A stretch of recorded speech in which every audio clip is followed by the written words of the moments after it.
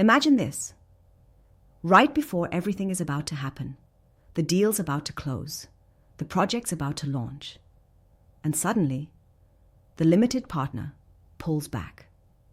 They say no at the very last moment. What's that like? It's a gut punch unlike any other. It's the kind of moment that crushes the air out of your lungs, where your heart races and your mind spins out of control. Because everything you've been building, every expectation, every plan, it all just shatters. And now you're left staring at a door slamming shut in your face. It's a moment filled with chaos. Stress floods in because this isn't just money walking away. It's trust slipping through your fingers. It's dreams deflating, timelines blowing wide open. You feel the weight of disappointment like a boulder pressing down heavier than you've ever known.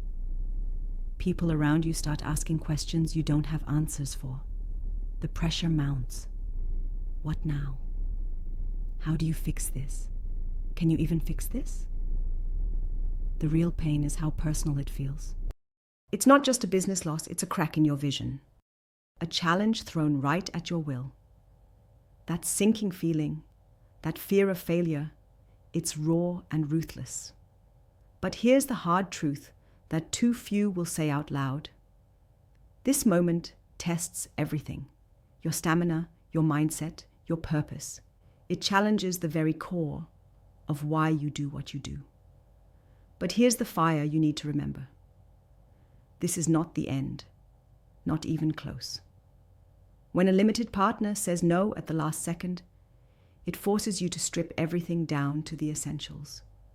You're forced to look under the surface, beneath the nice PowerPoint decks and the polished pitches. It reveals what you really have, what you really believe in, what you are willing to fight for. It's a brutal reset, one that freezes out all the noise and makes the real players show up. Because in moments like this, you find out who's truly in your corner and who's just along for the ride. It separates the surface-level supporters from those whose conviction runs deep. It's painful, yes, but it's also telling. It cuts through the illusions that maybe this was going to be easy or guaranteed. Now, the way forward isn't about begging or explaining yourself into salvation. It's about owning the moment with fearless clarity. The first, most crucial step is to accept clearly and swiftly that the no happened. No dancing around it, no hoping it'll flip back on its own. You acknowledge it so you can act from a place of full reality. Next, it's time to ask, really ask, what pushed that partner away? Was it a timing issue? A lack of alignment on values, vision, or risk? Did something in your communication leave a gap? This reflection isn't a blame game. It's an investigation fueled by raw honesty. Because that knowledge is a weapon, the kind that slices through future doubt. Here's a key insight. In this field, intentions matter more than words. Limited partners hold more than capital. They hold faith in an idea and in the team behind it. When the no comes late, it's often a sign their faith wavered. Maybe it was never fully there, or maybe something shifted. Your job is to rebuild or redirect that trust, but most importantly, is to understand what real trust demands. Trust isn't bought with smooth talk or flashy numbers.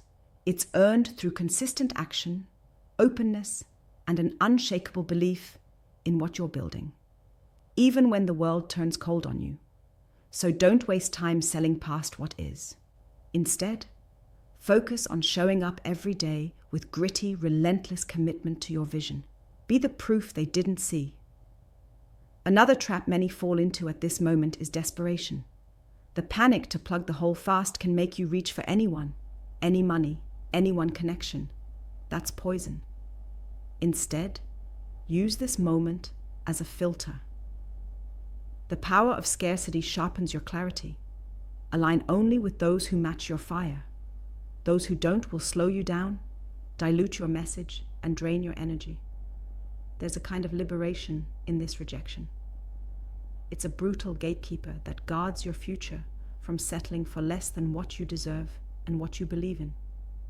Respect the no as a signal to raise your standards, not a reason to lower them.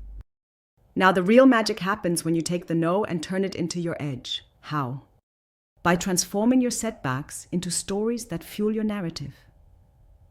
Tell the truth about what happened, not as an excuse, but as a testimony to your resilience.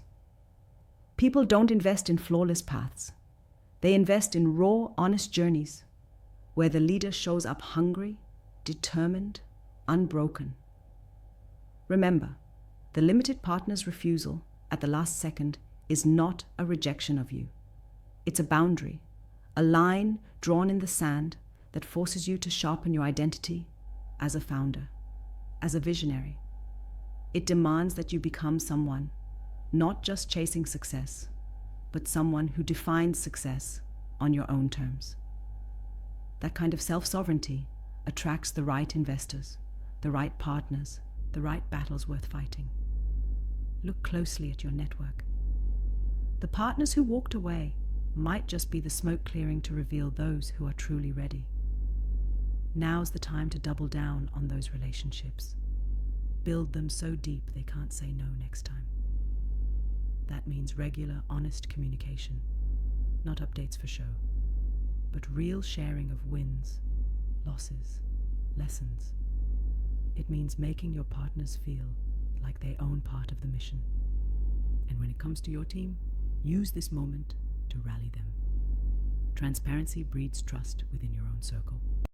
Show your people how you deal with hard no's, not with shame or silence, but with strategy and grit. Inspire them by turning a potential disaster into a clarifying moment. Beyond the relationships, there's a hidden layer here, your mindset. The best founders, the best leaders, don't let a single no define their reality. They look at it, see danger, but also see opportunity. They know that rejection is the soil where resilience grows. It's the forge where character is made. When others break, these founders rebuild sharper, stronger, hungrier. Let no be your teacher. Let it challenge your story and force you to unlearn what isn't working. Most people hear no and retreat, but you step forward. You dig deeper. And you come back more enlightened because you refuse to settle or give up. What's next? Start by rewiring your processes. Use what you learned from that last second no to redesign your pitch, your communication, your timing. There's always room to get smarter, more precise, more connected. Your ability to adapt quickly separates survivors from those who fade away. But don't rush it. The game this is part of is a marathon, not a sprint. Successful partnership isn't about immediate yeses. It's about enduring relationships, built over time, grounded in mutual respect and aligned missions. Patience is the ultimate power move here. Finally, remember why you started this journey. When the noise is loudest and the pressure highest, return to your core mission. What fire is inside you that no no can ever dim? What vision keeps you awake at night? That is your compass, your fuel, your unshakable reason for moving forward. A last-second no from a limited partner may feel like a brutal betrayal. But in truth, it could be the universe pushing you towards something better, a closer alignment, a stronger team, a clearer purpose. The moments after rejection are when new paths emerge, the ones that lead to breakthroughs. So, don't shut down or freeze. Lean in. Harness the raw energy of the setback. Use it to ignite a new wave of courage, clarity, and action.